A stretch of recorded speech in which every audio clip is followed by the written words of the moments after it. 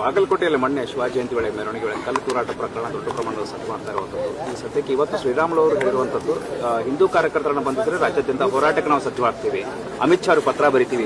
ಯಾರಿಗೆ ಪತ್ರ ಬರೆದಿಲ್ಲ, ಯಾರು ಭಾಗಿಯಾಗಿದ್ದಾರೆ ಕಲ್ಲು ತೂರಾಟದಲ್ಲಿ, ಹಿಂದೂಗಳಾಗಿರ್ಬೋದು, ಮುಸ್ಲಿಮರ, ಬೇರೆ ಯಾರೇ ಆಗಿರ್ಬೋದು ಕೂಡ ಅದನ್ನ ಪೊಲೀಸರು ಗುರುಸ್ತಾರ, ಪತ್ತೆ ಹಚ್ತಾರ. ಅವ್ರ ಬಗ್ಗೆ ಹೇಳ್ತಾರೆ. ಯಾರ ಬೇರೆ ಯಾರಿಗೋ ಹೋದ ಮನೆಯಲ್ಲಿದ್ದ ಅಡುಗೆ ದಾರಿಗಳ ಬಗ್ಗೆ ತೊಂದರೆ ಕೊಡ್ಲಿಕ್ಕೆ ಆಗೋಲ್ಲ. ಸೊ ಅದು ಸರ್ಕಾರ ಪೊಲೀಸರು ನೋಡ್ತಾರೆ. ಯಾರು ಭಾಗಿಯಾಗಿದ್ದಾರೆ ಅವ್ರು ಖಂಡಿತವಾಗಿ ಆರೋಪನೆ ಸರ್ಕಾರ ವಿರುದ್ಧ ಮಾಡ್ತಿರೋದು. ಈ ಸರ್ಕಾರ ಬಂದ್ರೆ ಓಲೈಕೆ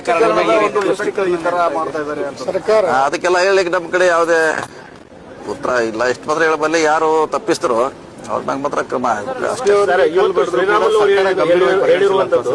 ಈಗಾಗಲೇ ಏನು ಸರ್ಕಾರ ಮುಸ್ಲಿಂ ತುಷ್ಟೀಕರಣವನ್ನು ಮಾಡ್ತಿದೆ, ಮತ್ತೊಂದು ಕಡೆ ಪೊಲೀಸರು ಅಸಹಾಯಕರಾಗಿದ್ದಾರೆ, ತಪ್ಪಿತಸ್ಥರ ಮೇಲೆ ಕ್ರಮ ಆಗ್ತಿಲ್ಲ ಅನ್ನುವಂತ. ಆಗ್ತಾರೆ ಟೈಮ್ ಬೇಕಲ್ಲ, ತಕ್ಷಣ ಯಾರು ಹಿಡಿಲಿಕ್ಕೆ ಆಗೋಲ್ಲ. ಅವ್ರು ನೋಡ್ಬೇಕು, ವಿಡಿಯೋಗಳನ್ನು ಪರಿಶೀಲನೆ ಮಾಡಬೇಕು, ಯಾರು ಭಾಗಿಯಾಗಿದ್ದಾರೆ ಅವ್ರ ಕ್ರಮ ಕೈಕೊಳ್ತಾರೆ. ಈಗ ನಾವ್ ಹೇಳಿದ್ಮ್ಯಾಗ ಅವ್ರು ಯಾರು ಅರೆಸ್ಟ್ ಮಾಡಕ್ ಆಗೋಲ್ಲ, ಬಿಡ್ಲಿಕ್ಕೂ ಆಗೋಲ್ಲ, ಕ್ರಮ ಕೈಕೊಳ್ತಾರೆ. ಎಸ್ ಪಿ ಅವ್ರ ಮೇಲೆ ಕಲ್ಲು ಬಿದ್ದಿದೆ ಸರ್, ಆದ್ರೂ ಕೂಡ ಅಲ್ಲಿ ಬಿದ್ದಿದೆ. ಮಾಡಿದಾರಲ್ಲ, ಈಗಾಗಲೇ ಸುಮಾರು ಜನ ಅರೆಸ್ಟ್ ಮಾಡಿದ್ದಾರೆ. ಇನ್ನೂ ಹುಡುಕ್ಬೇಕಾಗ್ತದೆ, ಟೈಮ್ ತೊಗೊಳ್ತೈತೆ, ಮಾಡೋಣ. ನಿಷ್ಪಕ್ಷವಾಗಿ ನಾವು 2 ಸಲ ಶಾಂತಿ ಸಭೆ ಮಾಡೋದಕ್ಕೆ ಜಿಲ್ಲಾಡಳಿತ ವಿಫಲ ಆಗಿದೆ ಸರ್. ಒಂದ್ಸಲ ಒಂದ್ ಕುಮ್ನವ್ರು ಬಂದ್ರೆ ಇನ್ನೊಂದ್ಸಲ ಒಂದ್ ಕುಮ್ನವ್ರು ಬರಕಾಗ್ತಾ ಇಲ್ಲ. ಇನ್ನೂರು ಕೂಡ ಶಾಂತಿ ನೆಲೆಸ್ತಾ ಇಲ್ಲ. ಬಿಗು ಯಾರು ಭದ್ರಾಯ್ತು ಬಿಟ್ರಾಯ್ತು ಪೊಲೀಸರು ಅವ್ರ ಡ್ಯೂಟಿ ಮಾಡ್ತಾರೆ. ಬರ್ಬೇಕಂತೇನಿಲ್ಲ. ಸೊ ಪೊಲೀಸರು ತಮ್ಮ ಡ್ಯೂಟಿ ಮಾಡ್ತಾರೆ, ಕಾದ್ ನೋಡೋಣ. ಪೊಲೀಸರು ತಮ್ಮ ಕರ್ತವ್ಯನ ಸರಿಯಾಗಿ ಮಾಡ್ತಾರೆ, ನಾವೆಲ್ಲ ನಂಬಿದ್ದೀವಿ. ಒಳ್ಳೇದು ಮಾಡಿ.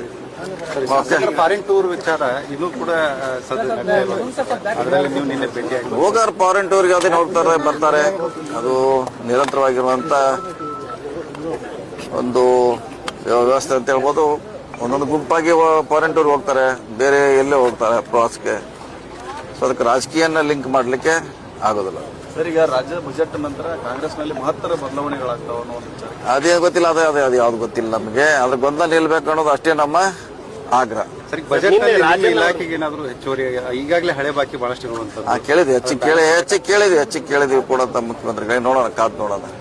ರಾಜನ್ ಅವ್ರನ್ನ ಕರ್ಕೊಂಡು ಎಐಸಿಸಿ ಅಧ್ಯಕ್ಷರನ್ನ ಭೇಟಿಯಾಗಿದ್ರಿ. ರಾಜನ್ ಅವರು ಬೇರೆ ಕೆಲಸಕ್ಕೆ ಹೋದ್ರೆ ನಾವು ಬೇರೆ ಕೆಲಸಕ್ಕೆ ಹೋಗಿದ್ವಿ. ಒಟ್ಟಿಗೆ ಸಂಗಮ ಆಯ್ತು ಅಷ್ಟೇ. ಏನ್ ಮಾಡೋದು ಅಲ್ಲಿ. ಓಕೆ. ಬಜೆಟ್ ನಂತರ ಕೂಡ ಸಿದ್ದರಾಮಯ್ಯ ಇರ್ಬೇಕಾದ್ರೆ ಅದೇನಾದ್ರು ಬದಲಾವಣೆ ಸಾಧ್ಯತೆ ಇದೆ? ಈಗಿದ್ದೆ ಅವರೇ ಇದ್ದಾರೆ, ಮುಂದೆ ಅವರೇ ಇರ್ತಾರಂತ ಲೆಕ್ಕಾಚಾರ ಅಷ್ಟೇ. ಅವರಿದ್ದಾರೆ. ಸರ್, ಬೈ ಎಲೆಕ್ಷನ್ 5 ವರ್ಷ ಮುಂದುವರಿತಾರೆ ನೋಡಿ. ಅದು ಅರ್ಧ ಗಿರ್ದ ಅಂತ ಹೇಳಿ ನಾವು ಕೇಳಿಲ್ಲ. ಸೊ ಈಗ ಅವ್ರಿದ್ದಾರೆ, ಮುಂದುವರಿತಾರಂತ ಅಷ್ಟೇ ನಮ್ದು. ಅದು ಮಿಕ್ಕಿದೆಯಲ್ಲ ಅಪ್ ಟು ಹೈಕಮಾಂಡ್. ಸರ್, ಶೀಘ್ರದಲ್ಲೇ ಬೈ ಎಲೆಕ್ಷನ್ ಬರ್ತಾ ಇದೆ. ಆದ್ರೆ ಕಾಂಗ್ರೆಸ್ನಲ್ಲಿ ಟಿಕೆಟ್ ವಿಚಾರಕ್ಕೆ ಸಂಬಂಧಪಟ್ಟಂತೆ ಕುಟುಂಬದಲ್ಲಿ, ಮೇಟಿ ಅವ್ರ ಕುಟುಂಬದಲ್ಲಿ ಸೋಷಿಯಲ್ ಮೀಡಿಯಾ ಮೂಲಕ ಗೊಂದಲ ಸೃಷ್ಟಿಸುವಂತದ್ದು, ಅದು ಎಲ್ಲೋ ಒಂದ್ ಕಡೆ ಕಾಂಗ್ರೆಸ್ಗೆ ಮುಳುವ. ನಾವು ಹೇಳ್ತೀವಿ, ನಾವು ಈಗಾಗಲೇ ಅವ್ರಿಗೆ ಫೋನ್ ಮುಖಾಂತರ ಹೇಳಿದೀವಿ ಆ ರೀತಿ ಆಗಬಾರ್ದು ಅಂತ. ಅಂತಿಮವಾಗಿ ಪಕ್ಷ ಏನ್ ನಿರ್ಧಾರ ಮಾಡ್ತೈತೆ ಎಲ್ಲರೂ ಪಾಲನೆ ಮಾಡಬೇಕು.